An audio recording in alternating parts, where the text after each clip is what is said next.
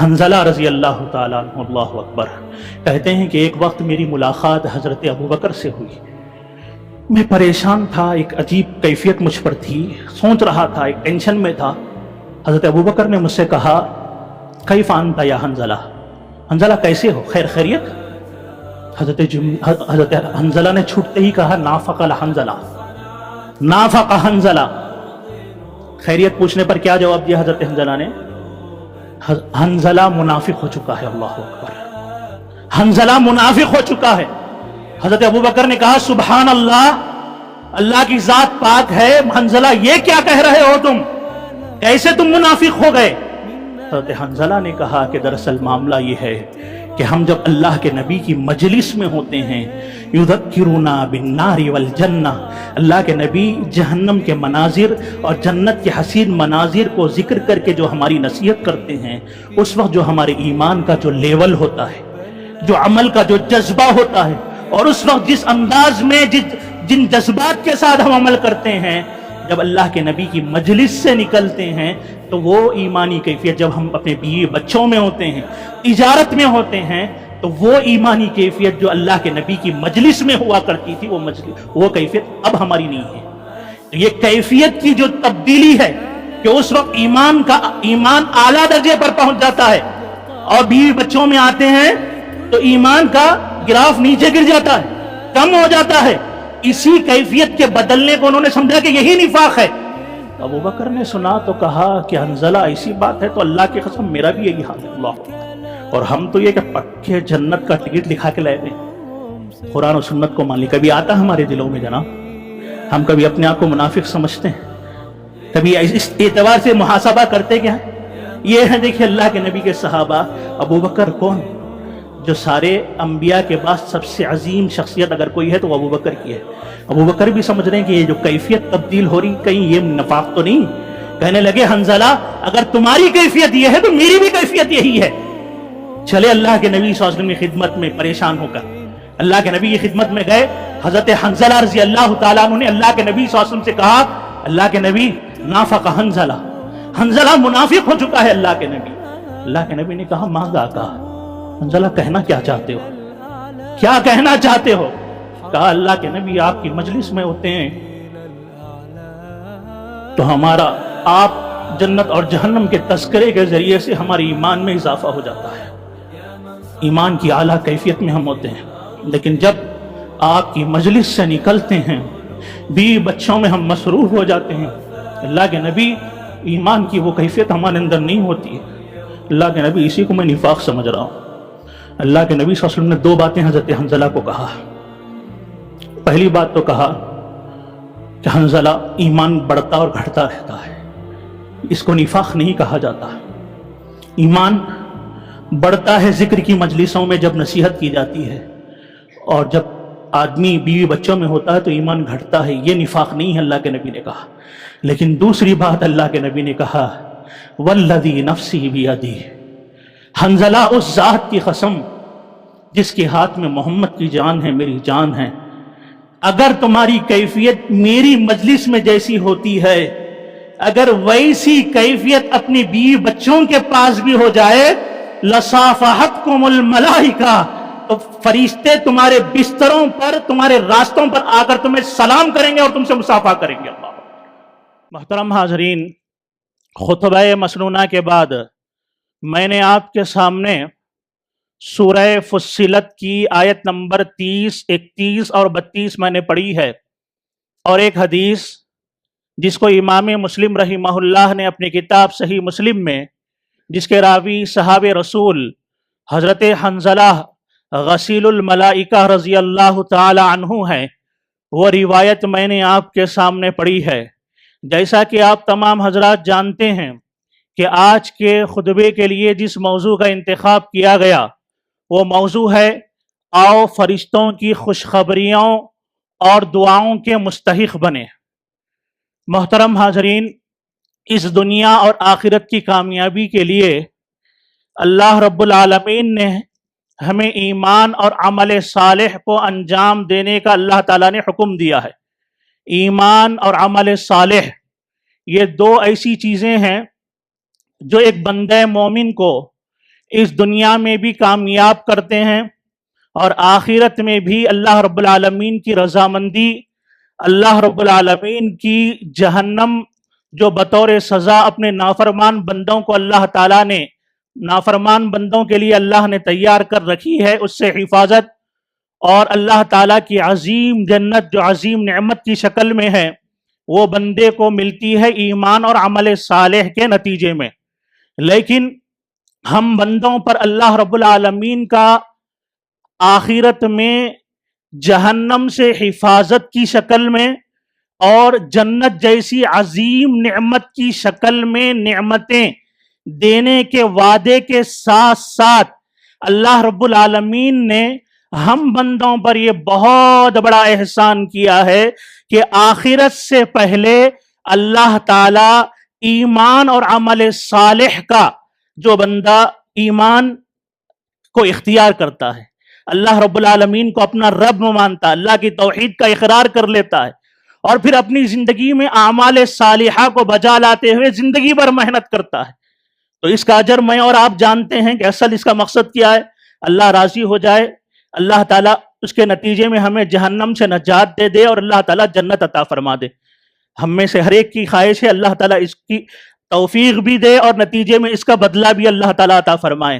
لیکن آج کے خطبے میں جو میں بات آپ کو بتانے جا رہا ہوں کہ جنت اور جہنم سے نجات اور جنت کی نعمت دینے کے ساتھ ساتھ اللہ تعالیٰ نے ہم پر یہ احسان کیا ہے کہ آخرت سے پہلے اس دنیاوی زندگی میں اللہ تعالیٰ ایمان اور عمل صالح کے بدلے میں دنیا میں عظیم نعمتوں سے اللہ تعالیٰ سرفراز کرتا ہے۔ اللہ اکبر۔ جب بندہ نیکی کی زندگی گزارتا ہے، تقوی کی زندگی گزارتا ہے، للہیت کی زندگی گزارتا ہے، توحید کی زندگی گزارتا ہے، اتباع رسول میں اپنی زندگی گزارتا ہے، تو اس کا بدلہ، اس کا اعزاز، اس کی نعمتیں صرف آخرت میں ملنے والی نہیں ہے جناب۔ ایمان اور عمل صالح میں مخلص بندہ جب اخلاص کے ساتھ اس دنیاوی زندگی میں عمل کرتا ہے تو آخرت سے پہلے اللہ دنیا میں بھی بڑے بڑے اعزازات سے نوازتا ہے، دنیا میں بھی۔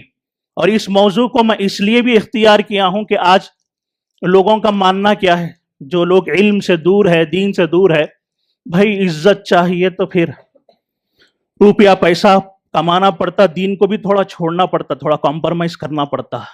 آج لوگوں کی مینٹالٹی یہ ہے، پورا دین بولے تو عزت نہیں ملتی، مقام ملنا، ہم وی آئی پی بننا، لوگوں کے اندر ایک عظیم مقام ہمارا بن جائے، ہمارے آزو بازو چار لوگ پھریں، بڑے بلڈنگ، بڑے بنگلے ہمارے کو زندگی میں مل جائے، تو لوگوں کے ذہنوں میں کیا ہے کہ ہم دین کو چھوڑ کر دنیا کو اختیار کریں گے تو روپیہ پیسہ آئے گا، حضرت پیسہ جیسا بولے ویسا، روپیہ پیسہ آیا تو پھر جیسا بولے ویسا ہوتا، ساری عزت بھی ملتی، سارا روپیہ بھی ملتا، سارا مقام بھی ملتا، ساری عزتیں بھی ملتی، لوگ ویلکم بھی بولتے، آئیے آپ کا استقبال بھی ہے کہتے ہیں۔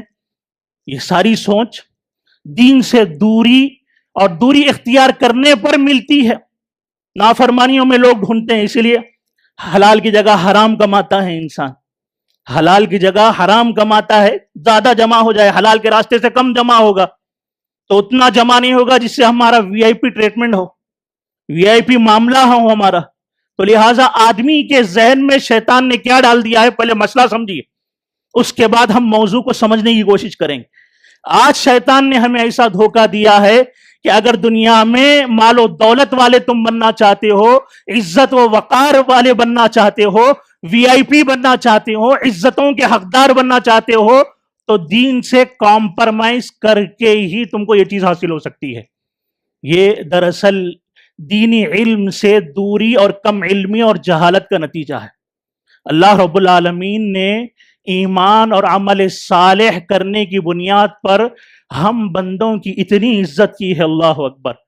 واقعی کتاب و سنت کا علم ہو جائے، اللہ تعالیٰ نہ صرف یہ کہ اگر ہم واقعی معنی میں دین پر عمل کرنے والے بن جائے، اللہ کے موحد بندے بن جائے، ایمان اور عمل صالح کے اعتبار سے اختصار کے ساتھ میں بات بتا رہا ہوں، سر سے لے کر پیر تک، اچھی طرح میرے جملوں کو آپ سمجھیے، سر سے لے کر پیر تک ہمارا وجود اللہ والا بن جائے.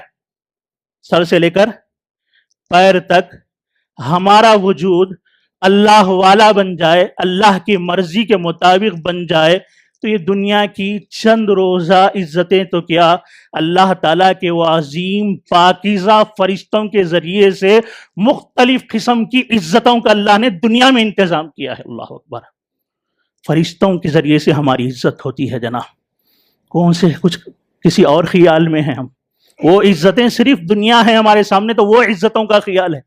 ایک دنیا میں ایک عزت وہ بھی ہے جناب جو فرشتوں کی طرف سے ملتی ہے اس پر یقین ہمارا, ہے اس کا علم ہمیں, ہے اس کی طرف ہماری جستجو, کہ وہ عزتیں جو ایمان اور عمل صالح کی بنیاد پر اور چند مخصوص اعمال جس سے ایک بندہ اپنی زندگی کو معمور کرتا ہے, تو اللہ تعالیٰ اس بندے کی عزت محبت اس کا وقار بڑھانے کے لیے اللہ آسمان سے فرشتوں کو نازل کر دیتا ہے اس کی تیاری. اللہ اکبر.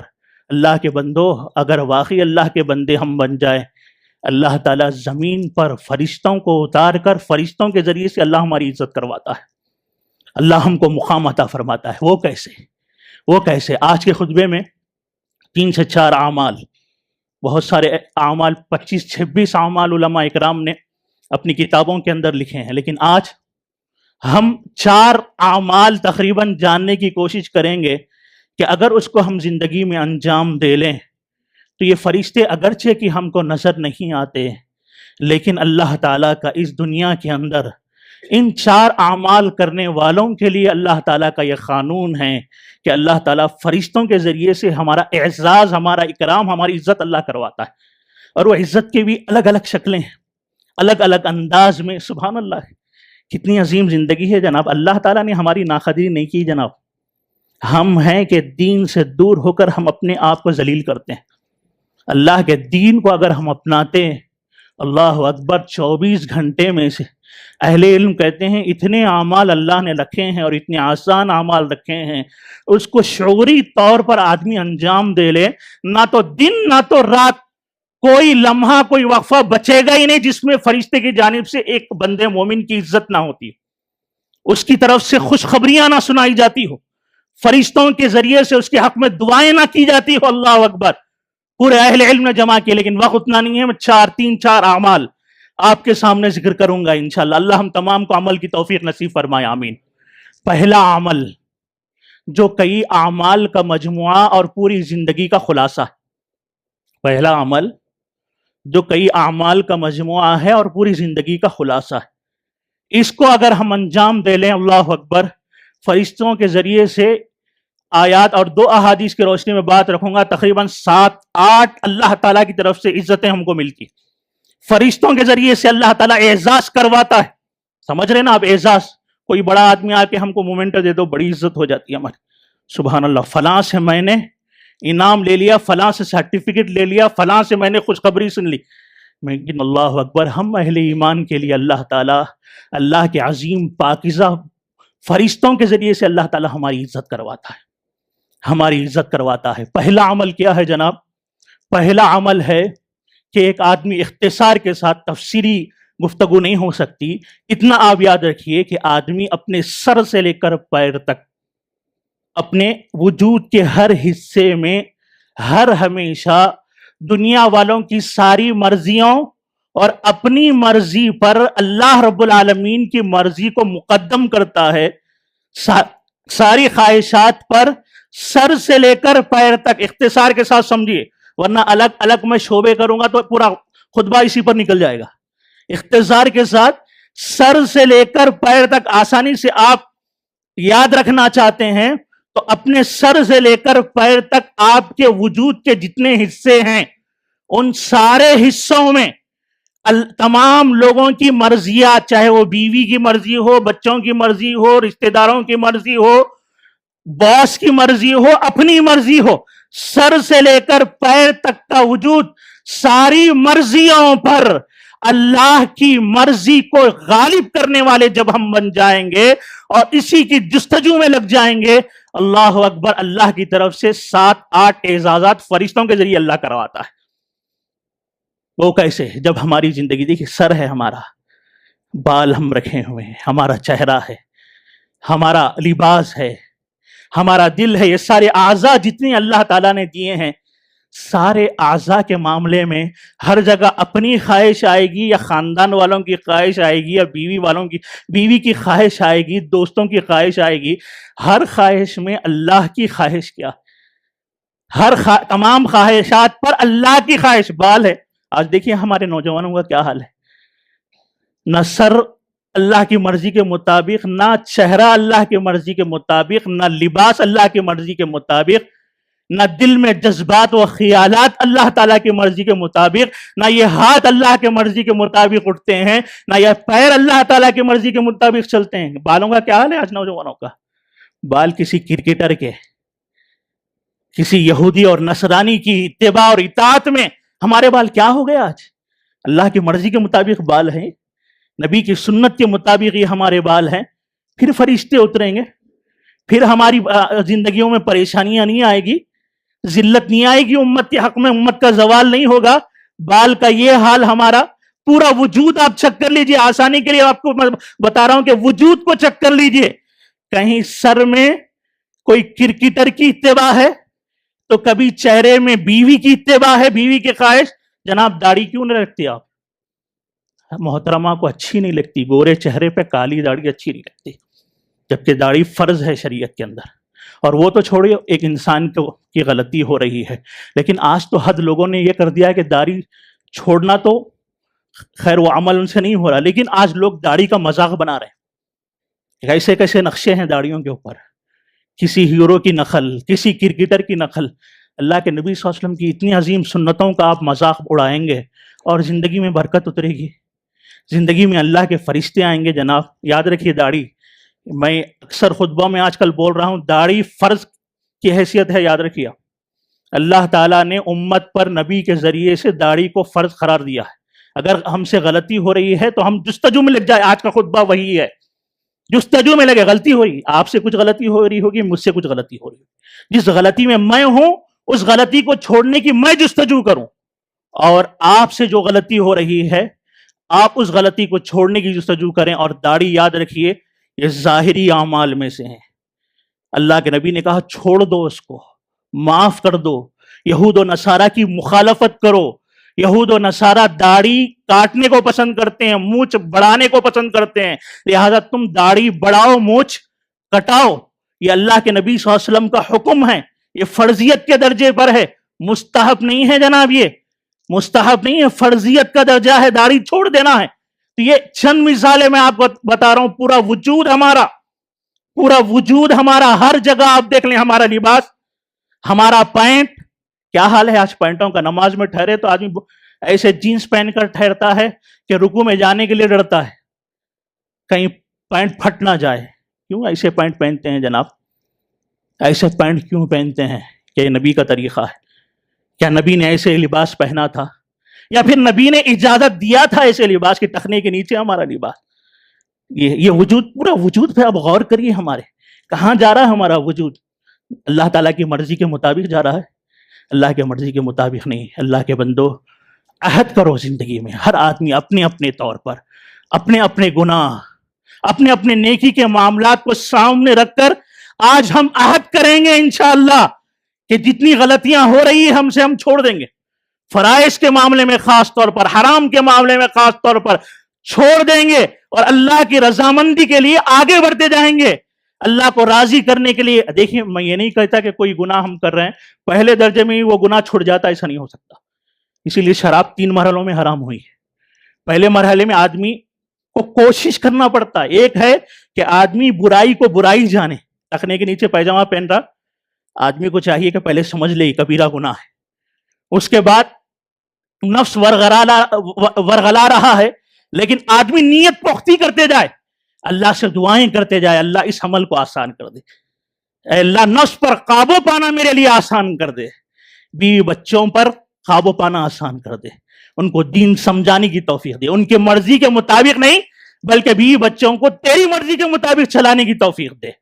یہ جستجو آدمیوں کو کرنی ہے، یہی جستجو کے ساتھ ایک کے بعد ایک ایک کے بعد ایک آدمی اللہ کی رضامندی کو ساری مرضیوں پر غالب کرنے والا بنتا ہے تو اللہ تعالی کی طرف سے فرشتوں کے ذریعے سب سے پہلا اعزاز جس بندے کی زندگی برابر اللہ تعالیٰ کی رضامندی کی جستجو میں لگی ہوئی ہے، پہلا اعزاز کیا ہوتا ہے کہ اس بندے سے اللہ نام لے کر خود بھی محبت کرتا ہے اور ساتوں آسمان کے فرشتوں کو حکم دیتا ہے کہ اس بندے سے محبت کرو۔ اللہ اکبر۔ امام بخاری، صحیح بخاری، مسلم، بہت سارے مفسرین نے اپنی اپنی کتابوں میں نقل کیا ہے۔ آپ غور کریے، اس کے ہم بھی مستحق بن سکتے ہیں۔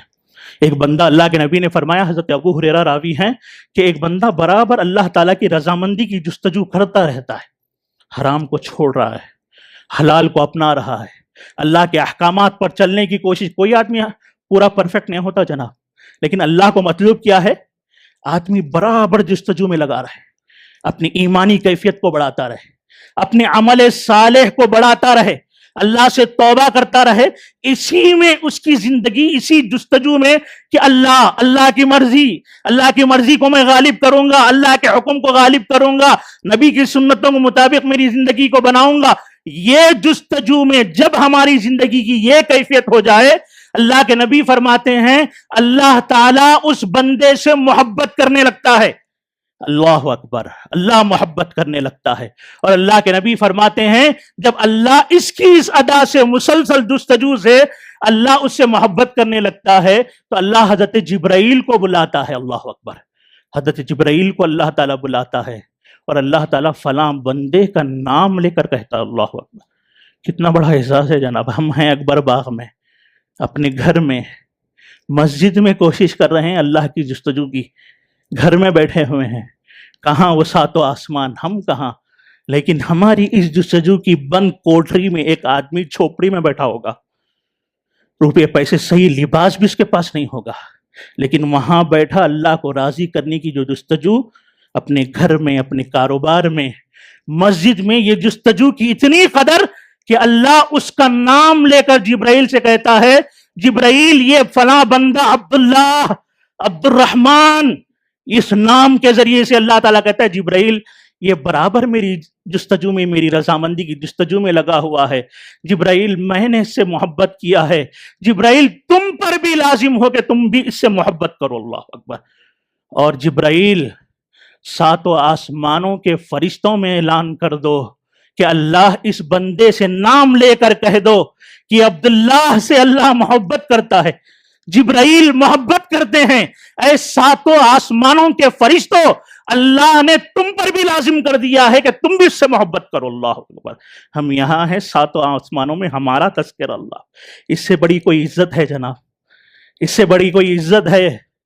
اس سے بڑا کوئی مقام ہے زندگی میں کہ ہم یہاں جستجو کرتے رہیں، ٹوٹی پوٹی کوشش کرتے رہیں اور ساتوں آسمانوں میں فرشتے ہمارے نام کو جانیں، ہم کو جانیں، ہماری معرفت ہو ان کو، اور وہاں پر ہمارا نام لے اور محبت کا اظہار کرے۔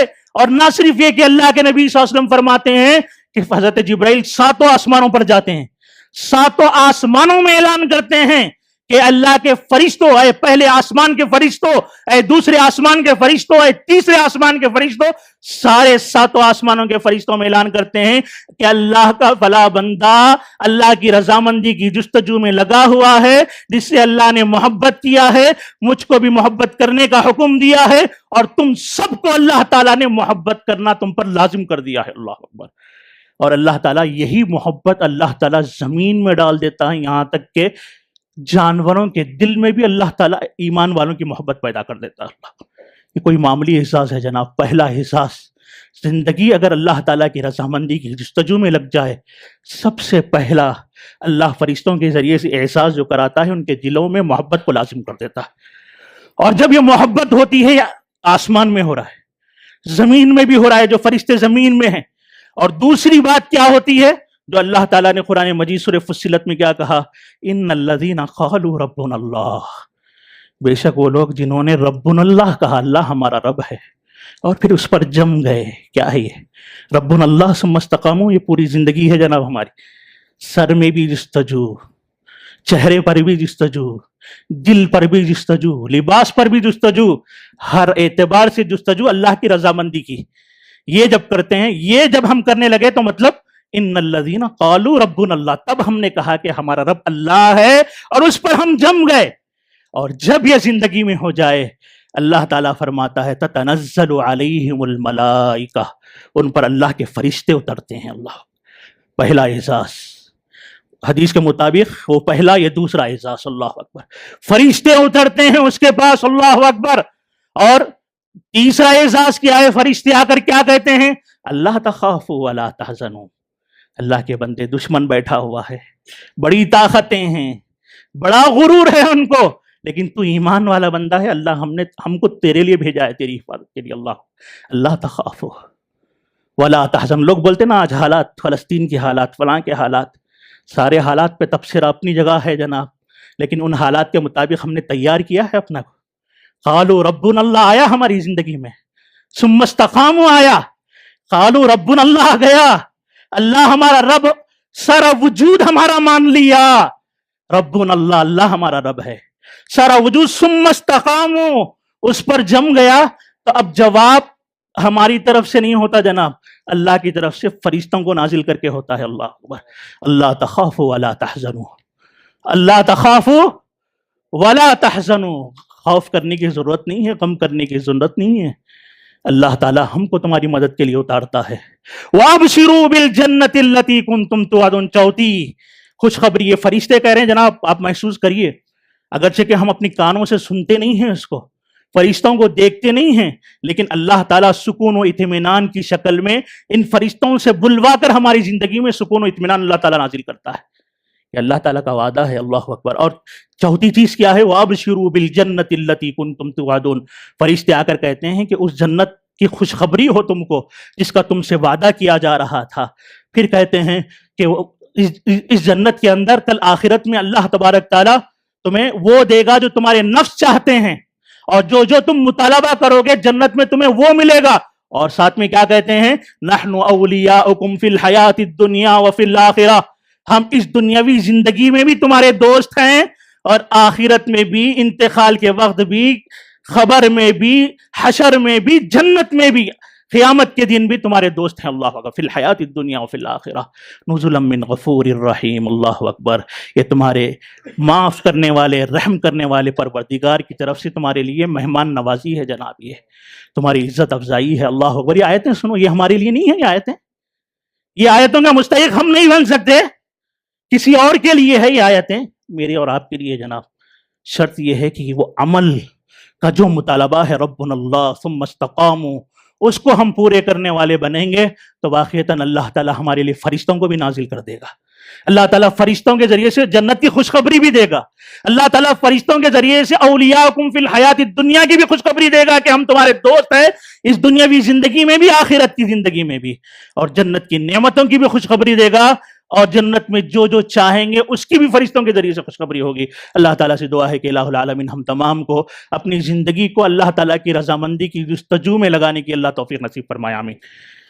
الحمدللہ رب العالمین والصلاة والسلام علی رسولہ وعلی آلہ واصحابہ اجمعین. اما بعد. محترم حاضرین، ہماری زندگی اگر اللہ رب العالمین کے رضامندی کے مطابق ہو جائے، موافق ہو جائے، تو اللہ تعالیٰ اس دنیا میں فرشتوں کو نازل کرتا ہے. فرشتوں کے ذریعے سے اللہ ہماری عزت کرواتا ہے، اعزاز کرواتا ہے. کتنا اعزاز کرواتا ہے، ایک واقعہ ذکر کر کے آگے بات میں مختصر ذکر کر کے بات ختم کروں گا کہ جن بندوں کو یا جن صحابہ کو اللہ کے نبی نے نصیحت کی تھی کہ اپنی زندگی میں ہر موقع پر اللہ کی رضامندی کو غالب کرو.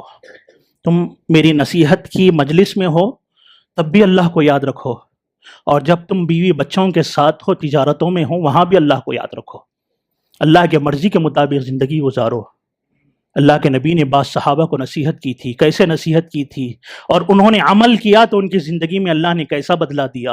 اللہ اکبر. امام مسلم صحیح مسلم کے اندر نقل کرتے ہیں، حضرت حنظلہ رضی اللہ تعالیٰ عنہ، اللہ اکبر، کہتے ہیں کہ ایک وقت میری ملاقات حضرت ابوبکر سے ہوئی.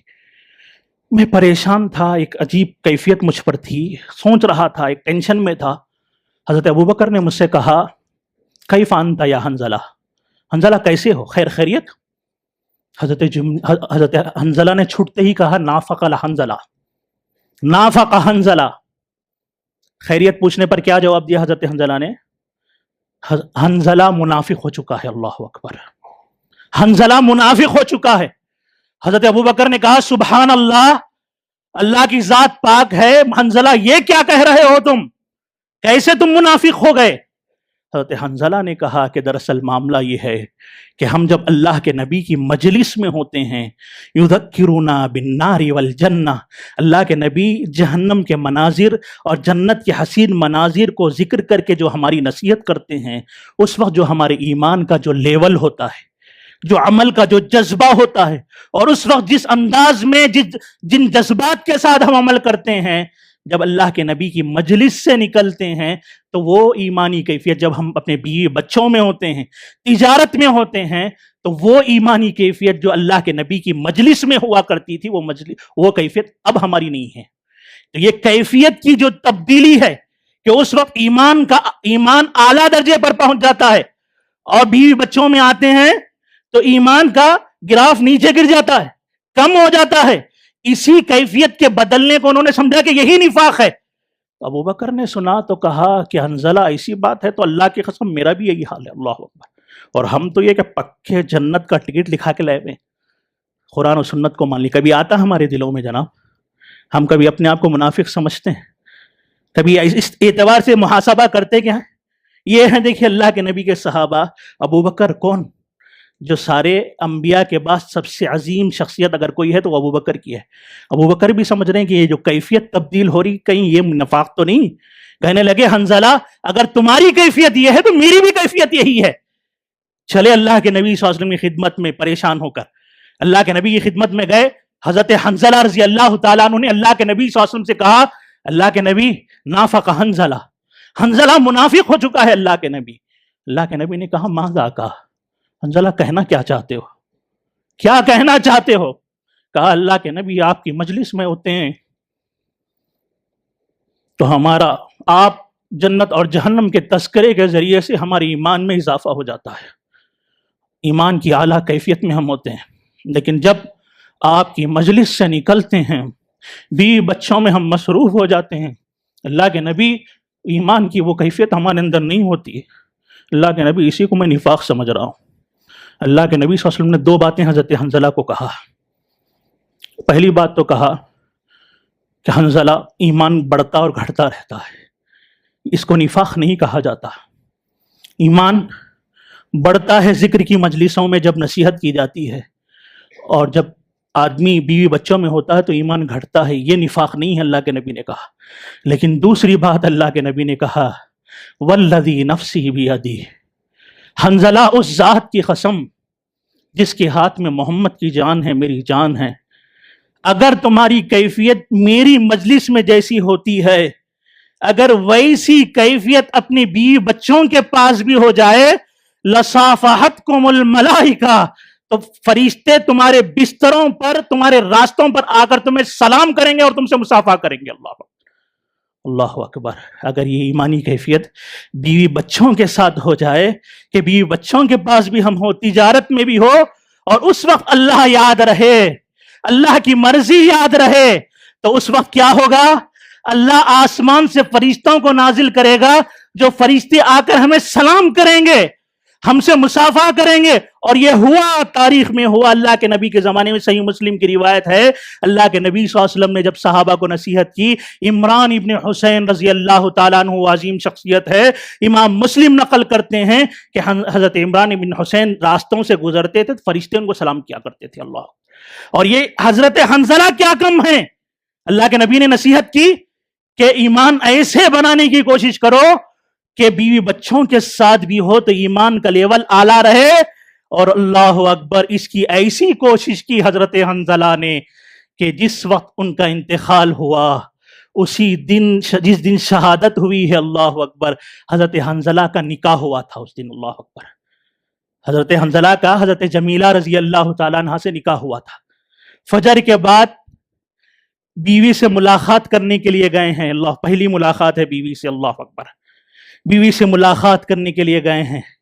ادھر جنگ احد کا دن ہے جناب، اللہ اکبر، جنگ احد کا دن ہے، اپنی بیوی کے ساتھ اپنے غرفے میں اپنے کمرے میں ہے کہ اتنے میں اعلان کرتا ہے، اعلان کرنے والا اللہ کے نبی صلی اللہ علیہ وسلم کی جانب سے آیا ہوا کہ لوگوں اللہ کے نبی تمہیں احد کی طرف بلا رہے ہیں، احد کی جنگ کی طرف بلا رہے ہیں، اللہ کی راہ میں جہاد کرنے اور شہادت کے مرتبے کی طرف بلا رہے ہیں۔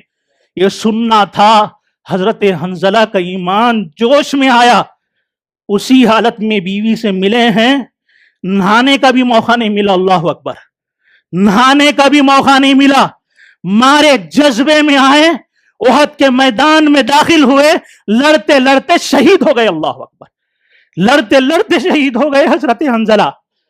اللہ کے نبی نے دیکھا حضرت حنظلہ کو، صحابہ نے بھی دیکھا کہ حضرت حنظلہ کے سر سے بالوں سے پانی ٹپک رہا ہے، گویا کہ کسی نے حضرت حنظلہ کو نہلایا ہے، میدان جنگ میں پڑے ہیں شہید ہو کر، بالوں سے پانی گر رہا ہے، گویا کہ کسی نے حضرت حنظلہ کو نہلایا ہے۔ صحابہ اللہ کے نبی کی خدمت میں آ کر کہنے لگے، اللہ کے نبی حنظلہ ایسے لگتے ہیں گویا کسی نے ان کو غسل دیا ہے۔ اللہ کے نبی کو تو پتا تھا کیا ہوا معاملہ۔ اللہ کے نبی نے کہا جاؤ اس کی بیوی جمیلہ سے پوچھو، اللہ اکبر، جمیلہ سے پوچھو آخر معاملہ کیا تھا۔ جمیلہ کے پاس گئے رضی اللہ عنہ، حضرت جمیلہ نے کہا حنظلہ پہلی ملاقات کے بعد ابھی فارغ ہی ہوئے تھے کہ منادی اعلان کرنے والا اعلان کیا کہ اللہ کی جنت کی طرف آگے نکلو، شہادت کی طرف آگے نکلو، تمہارے جذبے میں حنظلہ کو نہانا بھی یاد نہیں رہا، اسی حالت میں جا کر شہید ہو گئے۔ تو اللہ کے نبی نے فرمایا ایسا معاملہ تھا تو اللہ نے مجھے دکھایا کہ زمین و آسمان کے درمیان اسی وجہ سے فرشتے چاندی کے برتنوں میں حنظلہ کو غسل دے رہے تھے، اللہ اکبر۔ غسیل الملائکہ، وہ شخصیت جن کو فرشتوں نے غسل دیا، ان کا لقب ہی پڑ گیا، ان کے خاندان کا لقب پڑ گیا، اللہ اکبر۔ ایسے لوگ جو غسیل الملائکہ، وہ شخصیت جس شخصیت کو فرشتوں نے غسل دیا، اس شخصیت کی اولاد ہے، اللہ اکبر۔ دیکھا آپ نے اللہ نے کچھ کم قدر کی جناب، آپ بتلائیے، دنیا کی عزتوں کے پیچھے ہم بھاگنے والے، واقعی ایمان اور عمل کو اگر اپنی زندگی کا واقعی ہم حصہ بنا لیں، کوئی معاملی عزت ہے اللہ کی طرف سے، کوئی معاملی اعزاز ہے اللہ کی طرف سے، معاملی قدردانی ہے اللہ تعالیٰ کی طرف سے۔ اللہ کے بندو، ابھی میں نے 4 کی بات کی تھی، ایک پر میرا وقت ختم ہو گیا، اور اعمال کتنے اعزازات اللہ تعالیٰ کے ہیں، آپ دیکھتے جائیے۔ بس ایک بات میں بتا کر اپنی بات کو 2 منٹ میں ختم کر دیتا ہوں۔ دیکھیے اللہ نے ہماری اتنی عزت کی ہے، 2 باتیں ذہن میں آ رہی ہے، لیکن ایک بات جو بڑی اہم میں بتا کر ختم کرنا ہوں۔ دیکھیے اپنے آپ کو اللہ کے گھروں سے جوڑیے، اللہ کے گھر کے خادم بنیے۔ اللہ نے آپ کو روپیہ دیا ہے، پیسہ دیا ہے، مال دیا ہے، یا پھر جیسے بھی ہو، اللہ کے گھروں کو آباد کرنے والے، ان کا خیال رکھنے والے بنیے۔ ایسے لوگوں کے پاس بھی اللہ کا یہ مقام ہے کہ 4 اعتبار سے اللہ آسمان سے فرشتوں کو نازل کر کے عزت کرواتا ہے۔ علامہ البانی رحمہ اللہ سلسلہ صحیحہ کے اندر اس روایت کو نقل کرتے ہیں، حضرت ابو ہریرہ رضی اللہ تعالیٰ عنہ راوی ہیں، اتھینٹک روایت ہے۔ اللہ کے نبی نے فرمایا ان للمساجد اوتادا، آخری روایت بتا کر ختم کرتا ہوں بات۔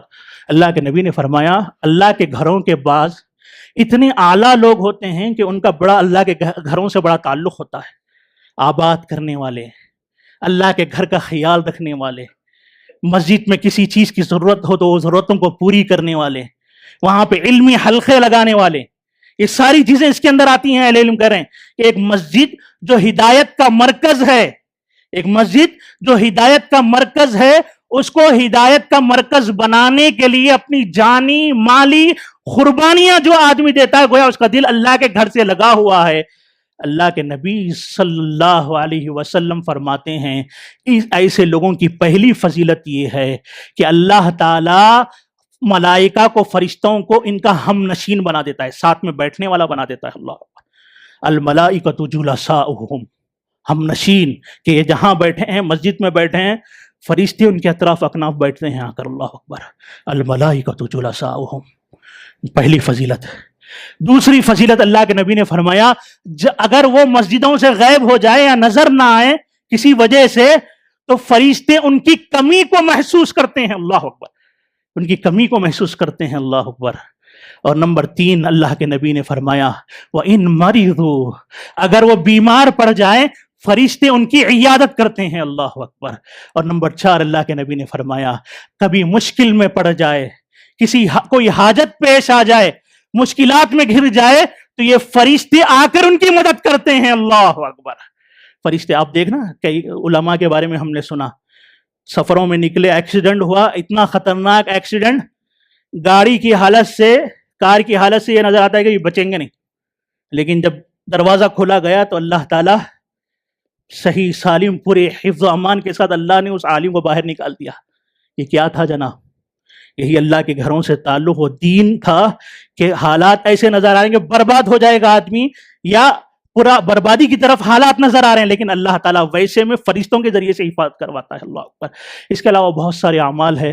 بہرحال ساری باتوں کا خلاصہ یہ ہے کہ دیکھو اس دنیا کے اندر ہم زندگی گزار رہے ہیں، علماء کی مجلسوں میں بیٹھو، ان خطبوں میں جلد سے جلد آؤ، اس قسم کی احادیث سنو، دل کو سکون ملے گا، عمل کی راہیں ملے گی، اور پتہ چلے گا کہ اللہ نے ہمیں بے یار و مددگار نہیں رکھا، اللہ نے ہم کو چھوٹے مرتبے والا بنا کر نہیں رکھا. اگر واقعی زندگی میں دین آ جائے ہماری زندگیوں میں تو اللہ تبارک تعالیٰ اس دنیا کا عظیم آدمی بنا کر اللہ تعالیٰ اس دنیا میں ہمیں رکھے گا.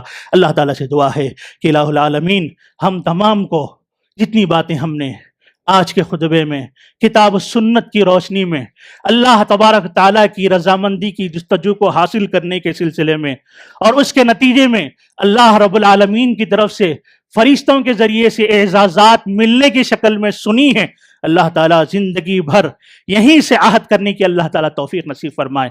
اللہ ہم کو بھی بعمل بنا دے، اللہ تعالیٰ ہم کو بھی زندگی بھر اللہ تعالیٰ کی رضامندی کی جستجو کرنے والا بنا دے، اللہ کے گھروں کا خیال کرنے والا بنا دے، اللہ کے گھروں کی حفاظت کرنے والا بنا دے. جو پریشان حال ہے اللہ تعالیٰ ان کی پریشانی کو دور فرمائے، جو بیمار ہیں اللہ تعالیٰ انہیں صحت کاملہ عاجلہ نصیب فرمائے.